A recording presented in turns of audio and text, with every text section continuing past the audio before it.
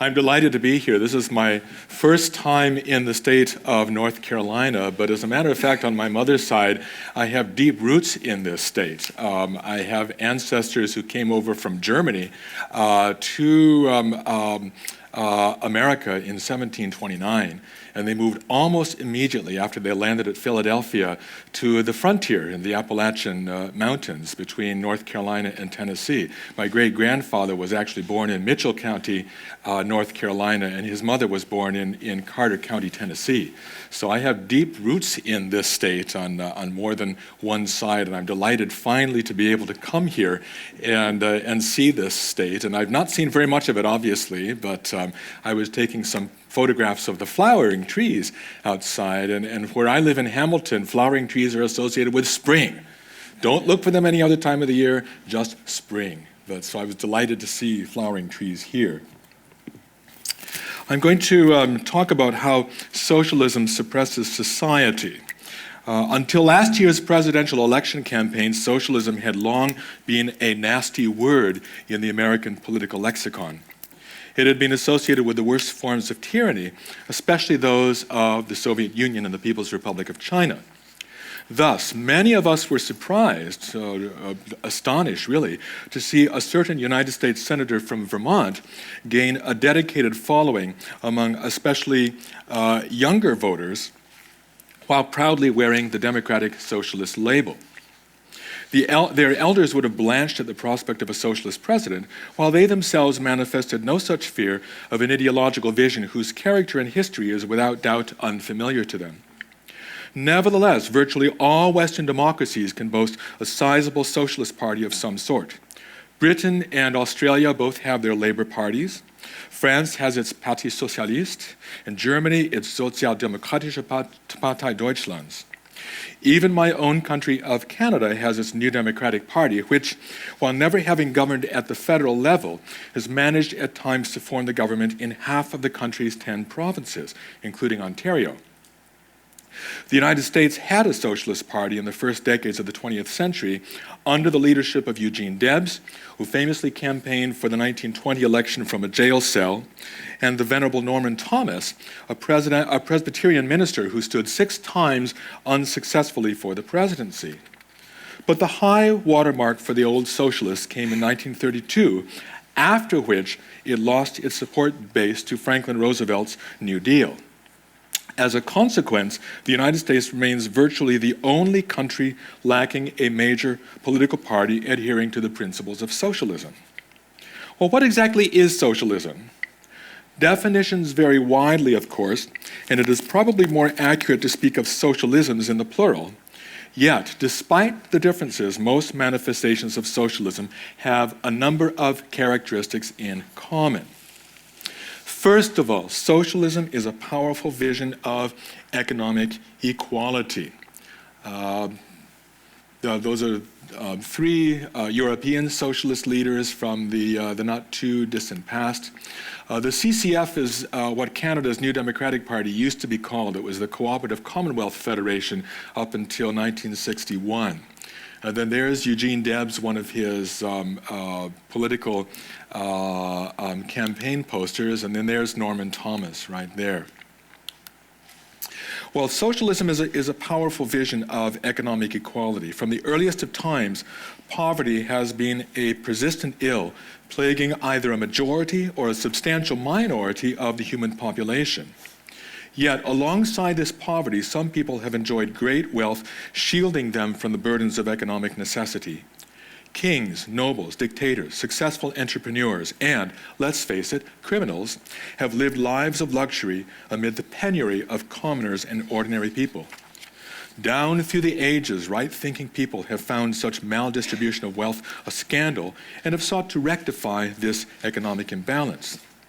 The Bible itself recognizes the dangers of wealth, not only to the poor, but to the stewards of this wealth, who are likely to let it go to their heads and to forget their dependence on God. The Old Testament law, as codified in the first 5 books of the Bible, contains numerous provisions for ensuring that the poor would not become permanent fixture in the life of ancient Israel, most notably in mandating the series of Sabbath years, culminating in the great year of Jubilee, when all land would return to its original owners. Obviously, the literal practice of Sabbath years and Jubilees is impracticable in an advanced post-industrial economy in which productive property is no longer connected exclusively with agriculture.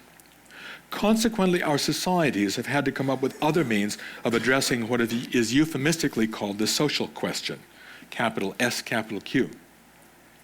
Over the past 2 centuries, socialists have sought to resolve the issue by extending the logic of democracy into economic life.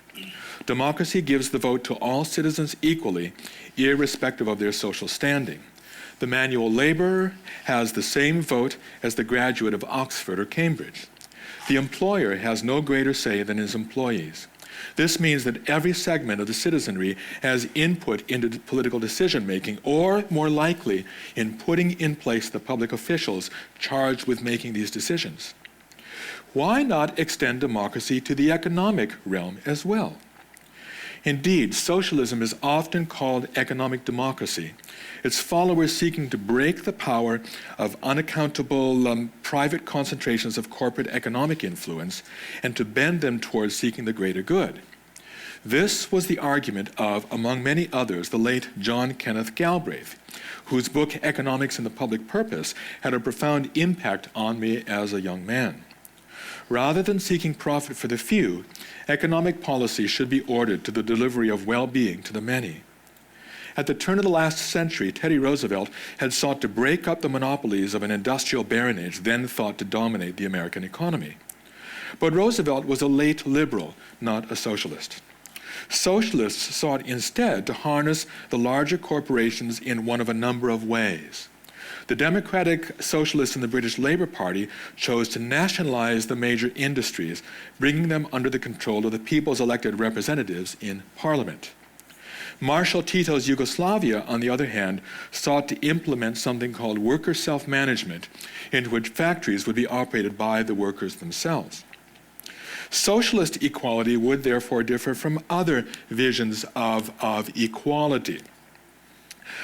For the early liberals, well, I'm putting on the screen here, 2 equals 2, obviously 1 plus 1 equals 2, 2.5 equals 5, 5 halves equals 2.5. That's mathematical equality. It's fairly straightforward.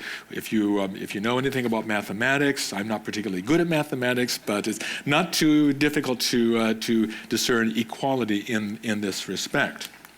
But there are other visions of equality as well. For the early liberals, equality meant the equal enjoyment of individual liberty. But because people are naturally unequal in their gifts and capacities, granting equal liberty inevitably means that some people, just let me turn my page here, use their liberty to increase their wealth and influence, while others, less able to do so, will be left behind.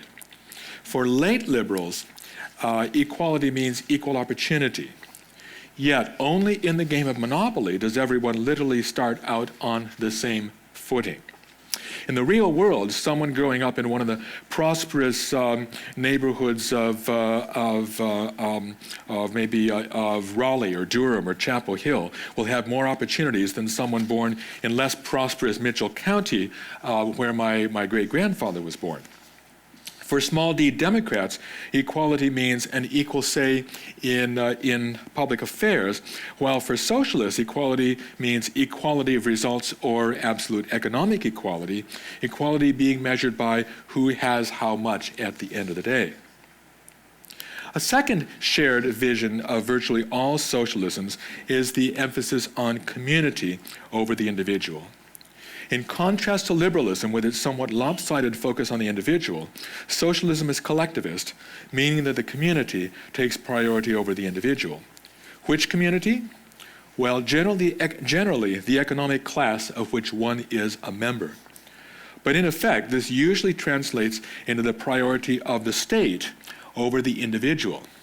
To be sure, there are anti-statist versions of socialism, some bordering on anarchism, but in practice, where socialist parties are vying for power in a democracy, their policies generally result in empowering the state, possibly at the expense of personal freedoms, a major reason why in North America socialism has come to be associated with tyranny.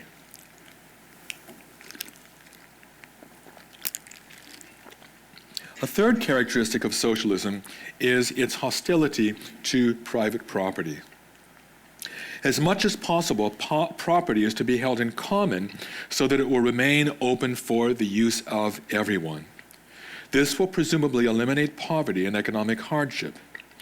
Many small-scale communities have been established on the basis of common ownership of property, some successful and some not. Monasteries are set up on this principle, as were various utopian communities in the 19th and early 20th centuries. Not far from where I live in southern Ontario, there are two communities of a group called the Brethren of Early Christianity, whose members share their property and their lives, eating together in a common dining room and working industriously for the good of the community. I know of this community because one of my father's best friends married the daughter of the founder of this community. This is the sort of arrangement that socialists favor for everyone, everywhere. Yet those communities that have been successful are small enough for genuine affection and care to develop amongst members. Whole nations organized on this basis are too large, too impersonal, and they tend to become bureaucratic and oppressive, as in the Soviet Union and its client states before the end of the 1980s. Fourth, with socialism's hostility to private property comes an expressed preference for cooperative economic arrangements over competition amongst self-interested individuals. The assumption is that competition is bad because it brings people into conflict with each other. Hence, Canada's Socialist Party was originally called the Cooperative Commonwealth Federation, the old CCF, under its leader, Tommy Douglas, a Baptist minister who became Premier of Saskatchewan in 1944, and then the first federal leader of the New Democratic Party in 1961. Cooperation, socialists generally assume, is an unmitigated good because it brings people together to pursue shared goals.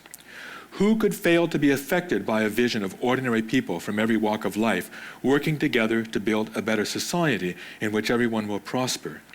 Isn't this obviously better than structuring a work environment that forces people to work against each other to enrich themselves? When posed this way, and of course there are other ways of posing the question as well, these questions must elicit from all right-thinking people a positive response to socialism. Two more characteristics cut more closely to the core of the socialist vision, laying bare its anthropological assumptions. The first characteristic, and let me just turn around to make sure that I have the right one here because the screen is a little bit distant that I'm looking at right now. Thus, the fifth characteristic is the tacit belief that there is no stable human nature, and that consequently human beings can be shaped to conform to the aims and aspirations of social planners. Now, I might say that socialists are not the only one believing this. Many ideologies believe the same thing, whether they're liberals, early liberals, late liberals, whether they're nationalists, whether they're maybe anarchists, perhaps. People who will call themselves progressives, full stop, may believe this as well. If human beings tend to be self-centered, well then, we simply need to re-educate them and mold them into loyal citizens of the socialist commonwealth, whose primary motive will be to seek the good of the whole. If people remain stubbornly loyal to particular attachments, such as family, church, and neighborhood, then it is reasoned we must undertake to alter their convictions at the deepest affective level possible, through whatever means we have at our disposal. If people doggedly defend their own private interests, they must be made to see the error of their ways. Or, as Jean-Jacques Rousseau famously put it in the 18th century, they will be forced to be free. Sixth and finally, Socialism posits an alternative redemptive story to that which we find in the scriptures. The Bible is a grand narrative that tells the whole world's story, beginning with creation and moving on through the fall into sin, to redemption in Jesus Christ, and culminating in the final consummation of the kingdom of God at his return. By contrast, socialism's redemptive narrative bypasses Jesus Christ and offers its own way to salvation. We ourselves will bring about all the blessings of God's promised kingdom, but on our own terms. This story is most evident in Karl Marx's writings. There is no creation, of course, because it assumes the existence of a creator, which Marx's atheism could not permit him to accept. But there is an original state corresponding to the Garden of Eden.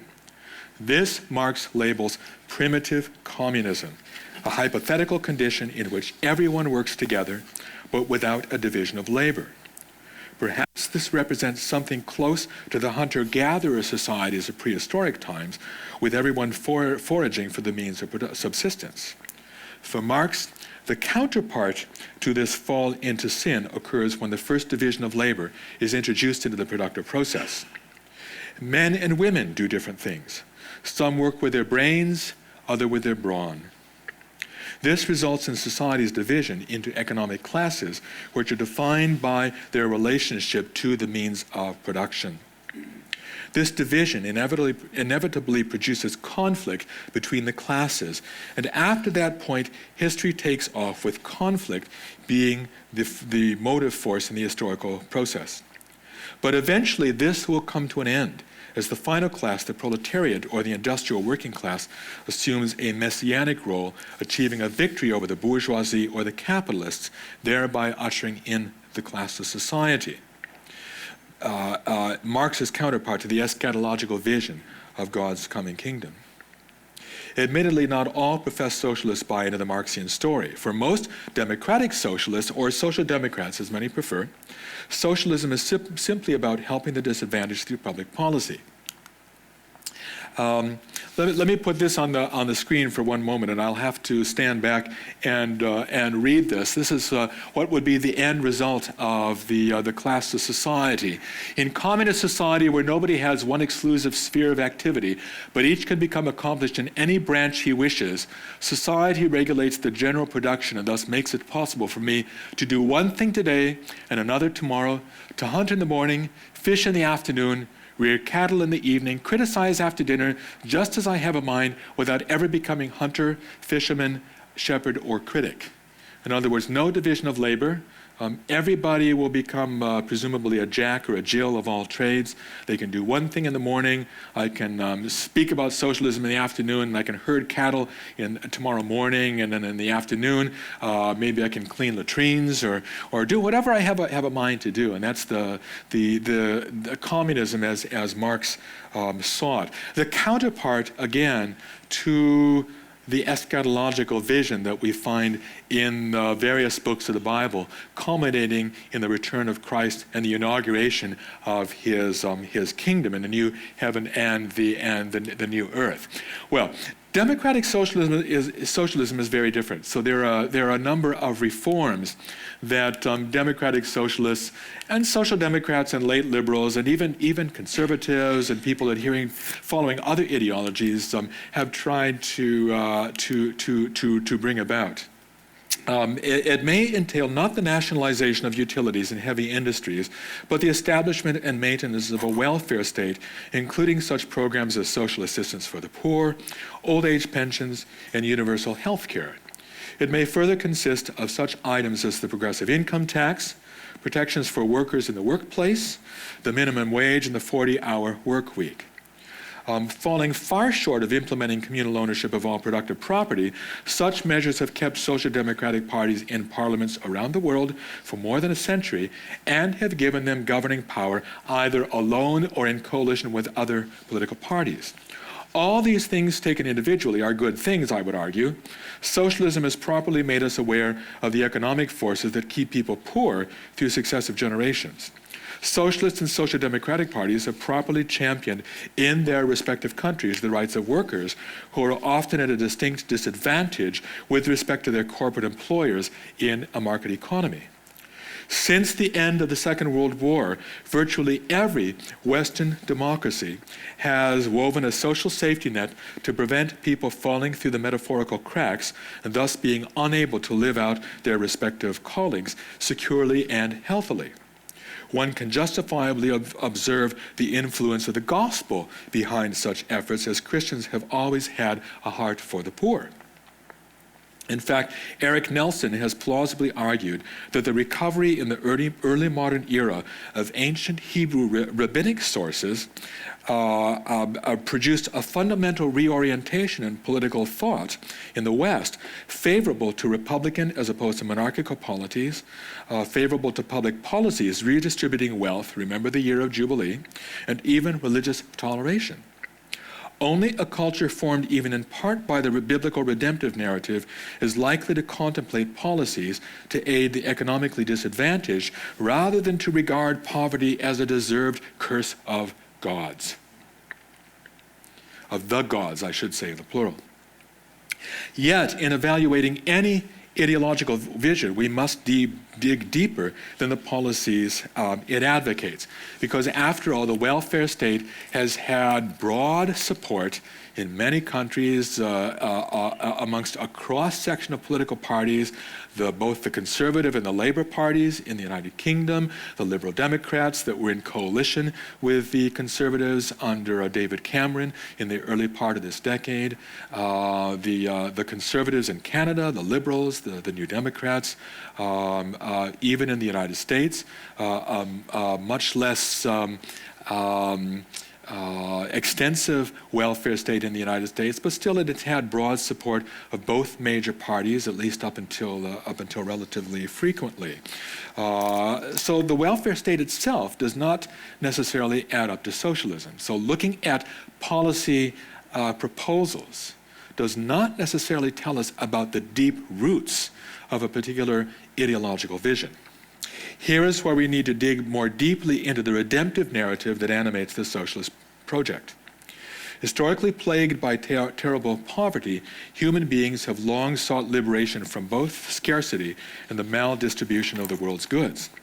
Yet we know from history that efforts at liberation, no matter which label they bear and which end they seek, so often result in a tyranny much worse than the petty oppressions of the Ancien Regime.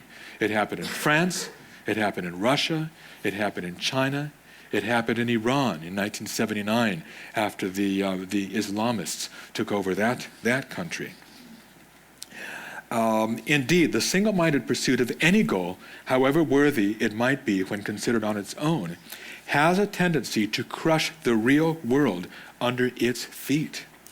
If flesh and blood human beings fail to measure up to the goals of the ideology, efforts to transform them will have to be redoubled. And if that doesn't work, perhaps we will have to eliminate them altogether. As Greta Garbo, yes, the screen actress of the 1920s and the 1930s, as Greta Garbo's Soviet functionary Ninochka famously put it in the eponymous 1939 film, "The last mass trials were a great success. There are going to be fewer but better Russians." This is a line from a 1939 film. Many important films were made in 1939, including The Wizard of Oz and Gone with the Wind and Claire Booth Luce's The Women, and Ninochka, which is not remembered as much as it should, because anybody who claimed in the 1930s that they didn't know that Stalin was exterminating people in Russia, all they need to do is watch that film. There's more than one reference to that. Now, looking back on that, we might disapprove on their trying to draw humor out of this, because people were dying in the Soviet Union in the millions. And by the time communism had ended almost 30 years ago in most of the world, the numbers of people who were casualties of communism numbered between 85 and 100 million. The vast majority of them dying in the People's Republic of China, simply because China, being the largest country in the world in terms of population, there were simply more people to finish off. Mao Zedong may be the greatest mass murderer in human history. The 20th century was a bloody century. Don't think of the Mongol invasions, don't think of the Roman conquest of the Mediterranean world. The 20th century outpaced everybody. And it came at the end of the relatively peaceful century between 1815 and 1914, when everybody thought progress was in the air. And everybody thought that peace would come at the hands of the British Empire for my fellow Canadians, or at least those who were living 100 years ago, or maybe even 50 years ago, believed that the British Empire, not 50 years ago, but 100 years ago, that the British Empire was going to usher in a peaceful world with the British Navy policing the seas and putting an end to piracy and so forth. And it ended. It all crashed in August of 1914. And from that point on up until 1945, and really in China up until 1976 with the death of Mao Zedong, huge numbers of people, scores of millions of people died in a bloody century. Political ideologies consider human beings expendable in the larger cause of implementing their grand vision. Or, as the Dutch political economist Bob Houtsvaart expresses the matter, an ideology subordinates principles to goals. While we may be inclined to conclude that vicious means ought never to be used to accomplish otherwise virtuous goals, the convinced ideologue sees things differently. In this respect, the goal becomes a surrogate god, jealously demanding total loyalty and even human sacrifice if necessary. This turn towards idolatry is true not only of socialism, but of the other secular ideologies seeking to remake the world in their own image. Liberalism champions individual freedom and, in its later forms, the right to choose, seeking to exempt such choices from even social disapproval, much less legal sanctions. Nationalism seeks to liberate a particular nation from foreign oppression. Yet it often produces a regime willing to terrorize ordinary people in the interest of its liberating efforts. Ethnic Greek nationalists in Cyprus, where my father was born, in the 1950s threatened at least one member of my father's birth family, my aunt, for considering marriage to a Turkish Cypriot, who was willing to convert to the Orthodox Church for her, but nevertheless, the terrorists who wanted to unite the island with Greece felt themselves justified in attacking people who might be less than fully enthusiastic about this goal. Our family had to bring my aunt over to the United States in 1958 during the guerrilla war in Cyprus because she had been targeted by these terrorists. And my father, a Greek Cypriot, his best friend was in fact a Turkish Cypriot. I can tell you stories about them, some rather fascinating stories. They both managed to save each other's lives at various points when they were growing up. So conservatism may be less obviously ideological than its competitors, and at least two professed conservatives, namely Russell Kirk and Gerhard Niemeyer, the latter of whom was one of my professors at Notre Dame, believe that conservatism is in principle anti-ideological. In some measure they are correct, I believe, but and the best of conservatives recognize that are wary of the claims of utopians of all stripes. Nevertheless, conservatives err in assuming that tradition speaks with one voice and are perennially in danger of losing sight of principles that might enable them to assess their own traditions in a discerning way, because after all, various traditions conflict with each other.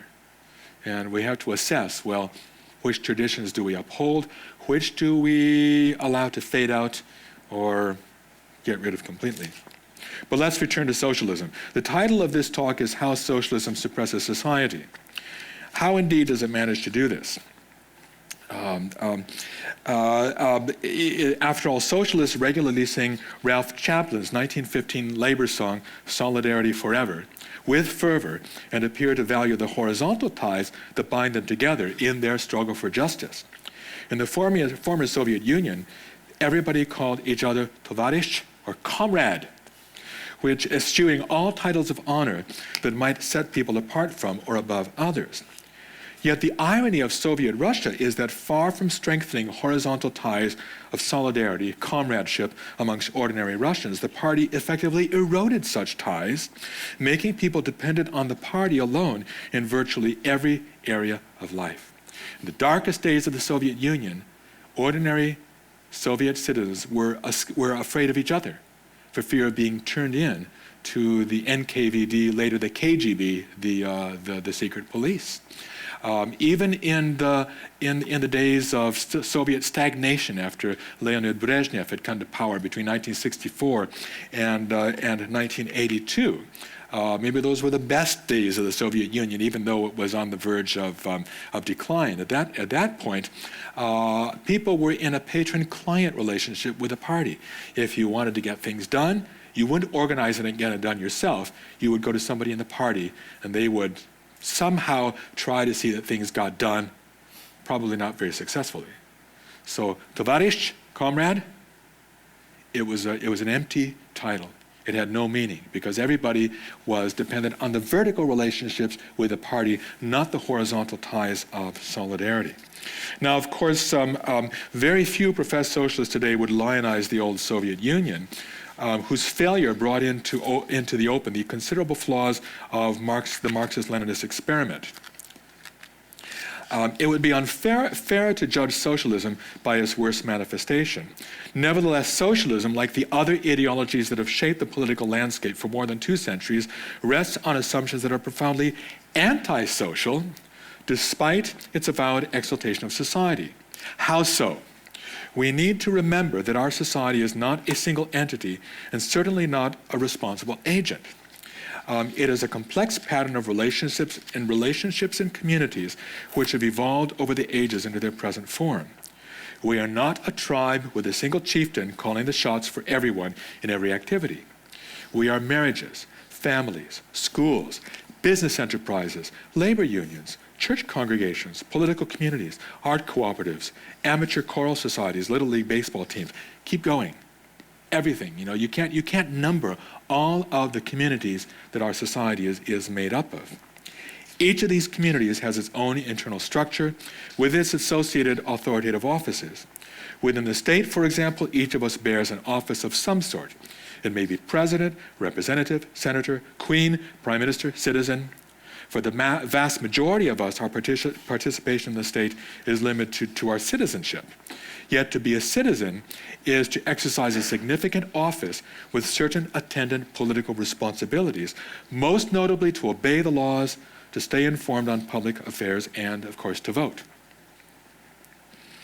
In the classroom, the instructor has authority, but so do the students.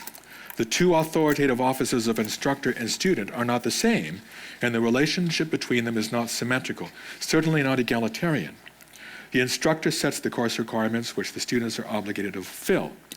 All the same, everyone in the classroom, in whatever capacity, has an authoritative office worthy of respect.